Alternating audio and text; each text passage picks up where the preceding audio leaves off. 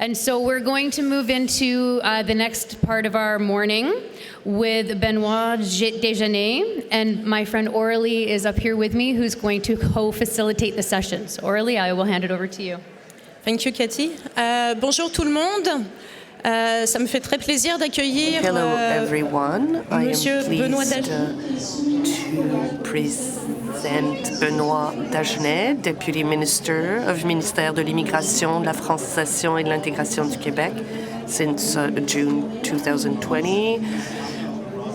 He's got a master's in business administration from HEC. He administrated businesses, 20 years experience in municipal public services, especially in Montreal.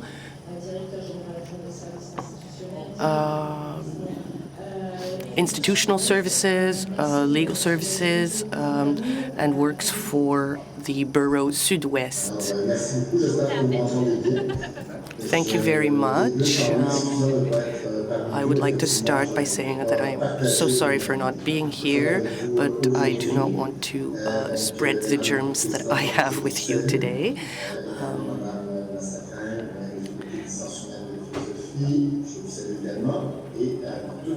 And so, hello to all. I'm really happy to be here with you. Thank you for having invited me to this 11th conference of Pathways to Prosperity. And I would also like to forward greetings from Christine Fréchette, who wanted to be here today but couldn't. I'm very grateful for this opportunity to present Quebec's experience of immigration and to talk about programs and services that we have put in place for establishment, resettlement, and language teaching. I'm here as we have just approved the plan for 2004-2005 and Quebec's immigration plan. So this was tabled during the last weeks. And I will also talk about the permanent immigration program reform, which will take place on the 23rd of November. I will talk about these changes in 1 minute, but I will start with the integration plan. Before talking about immigration in Quebec, we have to talk about context. What is the context? This comes from an agreement signed in 1991 between Quebec and the federal government. So it's called the Canada-Quebec Agreement, which makes it so that immigration can respect Quebec's distinctive characters. It includes federal compensation from the federal government towards Quebec. And this agreement also confers planning rights to the province of Quebec. I will give a brief overview, and the most important part is that selection for immigrants is different here, and Quebec can also choose the immigrants that it accepts for humanitarian purposes. For temporary workers and students, this agreement also permits Quebec to determine the numbers of people that are accepted. Every year, the province needs to set out an immigration plan, which sets out targets for intake of immigrants. So specifically in Quebec, the law on immigration is also subject to public consultations, and this is a specificity in Quebec. And the public consultation on the planning took place this autumn, and this was an important time for us so that we were able to define volumes, but also the composition and orientations. And it was really positive. Partners were motivated. We received more than 70 memoirs, which was 2 times more that we had received for our last consultation, which had taken place in 2019.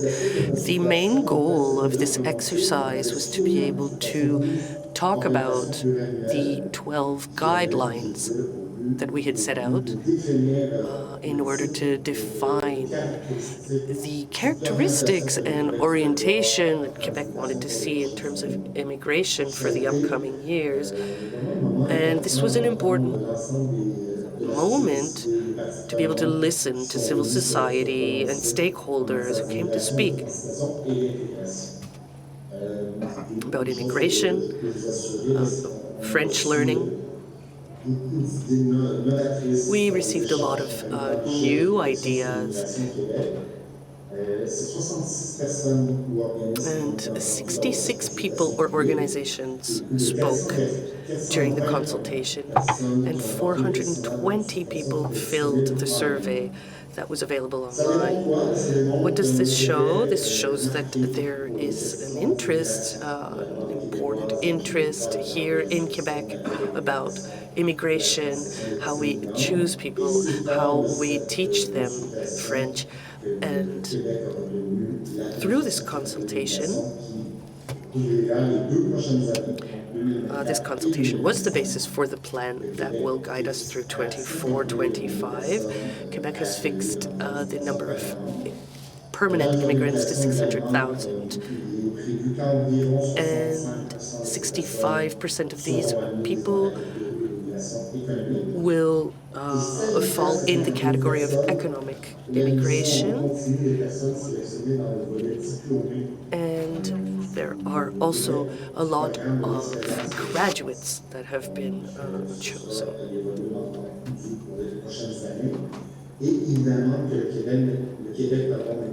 The province of Quebec is maintaining its motivation to be able to house immigrants in a humanitarian perspective, asylum seekers, refugees who come here. I won't talk about the 12 guidelines, but I will name a few. Reduce time that is taken for processing. Help the immigration in rural areas, help for qualifications, and facilitate immigrants who already speak French. So this shows how Quebec wants to keep being a prosperous and French province for people who choose Quebec to realize, fulfill their dream. So we have to also be responsible and respond to demographic needs on our territory. So this is a brief overview of this multi-annual planification, but I will also talk about some of the challenges that Quebec is facing, like all societies are facing.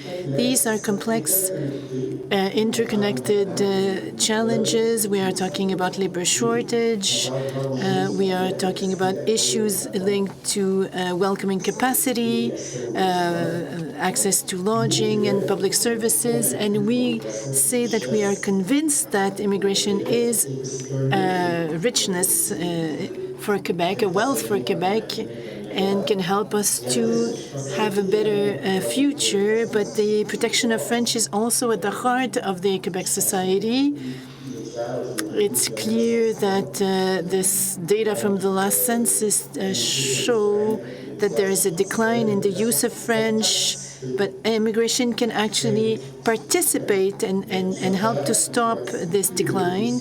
But to do this, we have to really activate all the leverage that we have and use this Francophone immigration within the Quebec competencies. This is how our ministry decided to act and propose a complete reform of its programs. So last November, the 1st of November of this year, the programs were modified in order to respond more efficiently to the labor shortages and labor needs, and also to address the issues of Francophone immigration. I will also talk about the objectives of this reform that was just adopted. First of all, I mentioned this reform allows permanency of French in all the economic programs. A new requirement was added,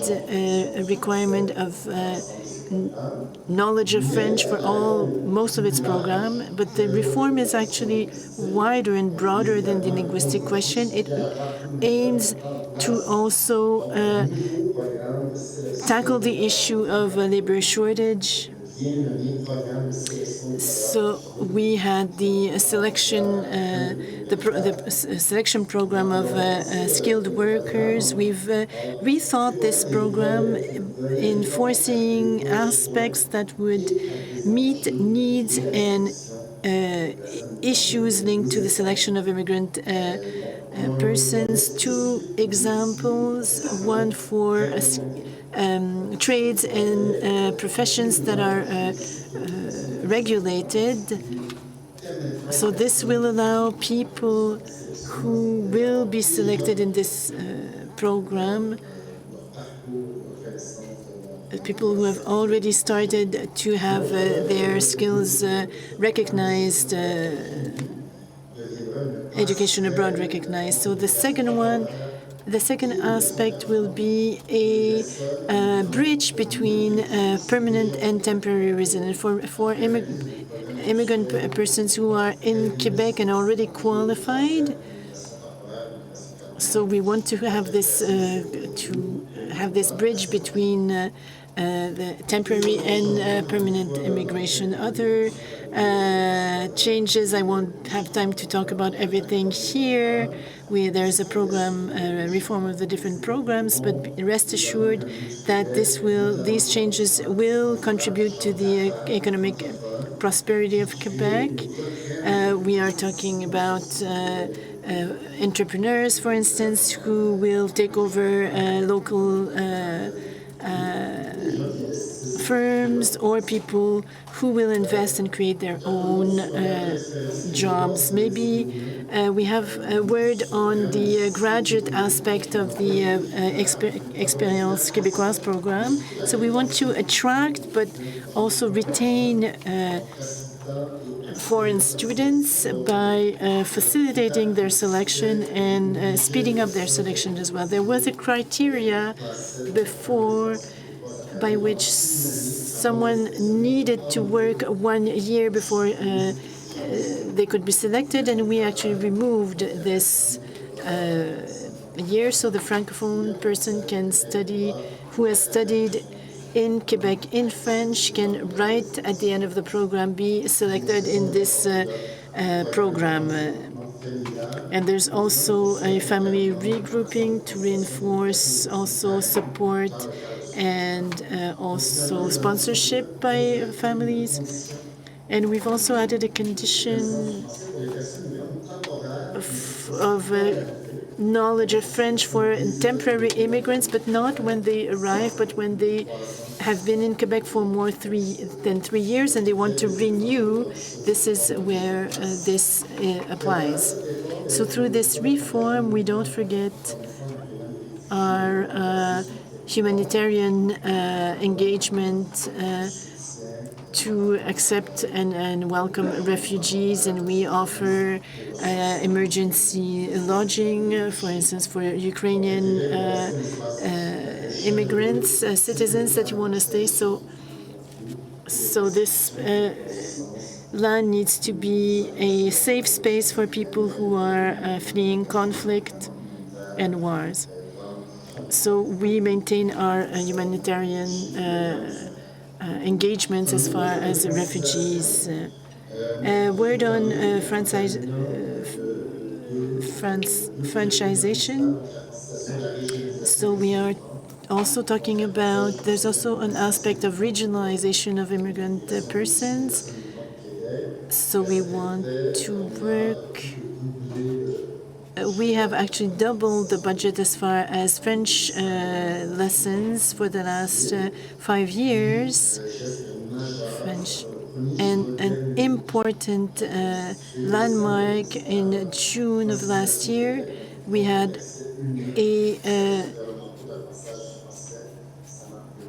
there's also the way in which we will accompany and support French-speaking learners.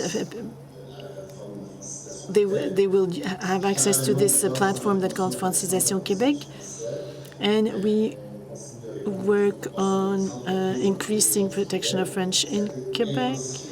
We've intensified certain measures as far as regionalization. As you know, Quebec is a large territory. We have very rich regions, and people need to be able to take profit and benefit from all the regional wealth. So we need these exchanges between the different municipalities. So we have partnerships with a lot of communities and a lot of municipalities. And our department actually is all over Quebec. And we have 10 regional directions and 72 regional antennas as well. So we have counselors in the different region, and we want to meet the needs of the enterprises and businesses and work as far as speak French lessons as well. And we also have a platform where businesses can see if they can find French-speaking immigrants. So we also have a comparative tool that's offered for. So we have this open access. So this allows also businesses, Quebec businesses, to look at the different accepted diplomas from abroad here in Quebec. So it's a really good tool for businesses.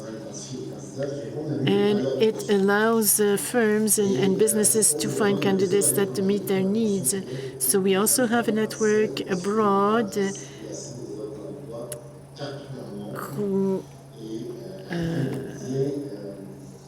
also promote the situation in Quebec and how the different needs can, what are the different needs and how can people meet it. So we have also 3 main objectives. We have 17 levers that were identified to really allow a better regionalization of immigration. So we're really working on having good services offered to immigrants in the different regions. So I want to close by saying that the immigration department, and I was quite proud when we presented our objectives in the Parliamentary Commission, because there was quite a lot of there was a nice unanimity around the table. Everybody agrees that immigration is a wealth.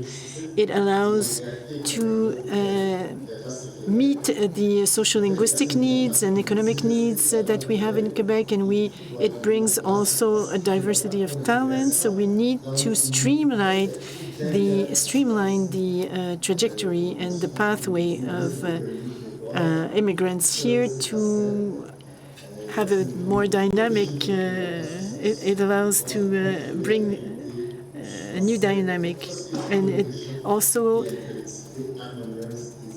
fosters harmonious communities and prosperity, and also, so it will be a great pleasure for me to exchange with you if you have any questions. Thank you for your attention. Thank you, Mr. Dagenais.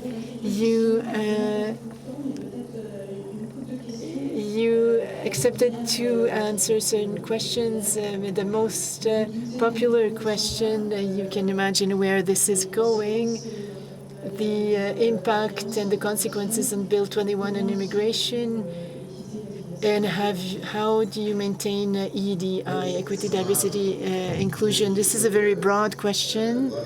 I can tell you that the Bill 21 has had no impact on immigration.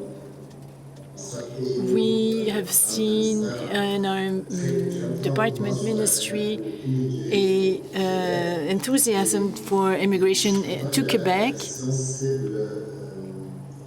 And I'm glad the question is actually targeting diversity, because we are deployed in several territories. We have offices in Africa, in Europe, in America, North America, South America, to ensure we have this diversity. So it's important that we diversify the different pool of talents from which we select our immigrants. And as I said during my speech, the integration model in Quebec is interculturalism. It's a positive model that calls for exchanges and dialogue between the welcoming society and immigrant persons. So it's a model that allows to welcome immigrants in a welcoming way. A second question, how can immigration sustain and support growth and this unique culture that you have in Quebec? Well, I will go back to this interculturalism model. I think the Quebec society and immigrant persons have an interest, and this is how our programs are actually built. So we want to influence one another, and we tend to maintaining values of the welcoming society. But immigration is a wealth, and if Quebec is a welcoming society, then people immigrating here will find their way and have an interest in participating to the society. As an example, we announced last week, we actually have a new clientele with little ones, and we have an initiative with broadcaster Télé-Québec. It's a tool for French, learning French, and I'm actually one of the first generation of this show called Passe-Partout, and there's a new initiative using Passe-Partout that are offered these videos are actually addressing immigrants, and this is a way to talk about and promote the French culture. So there are a lot of people here in the room working in minority settings for immigration. So how would Quebec like to support Francophone communities outside Quebec? The federal government announced its targets as far as Francophone immigration outside Quebec. I think it was 4.4 last year, and it was met. And I think for the last 3 years, 6, 7, and 8%. And Quebec announced it was very favorable in favor of this measure. There's a good collaboration. There's an openness on the part of our department and our government to share good practices as far as integrating and welcoming new communities. So we have this collaboration with the federal level.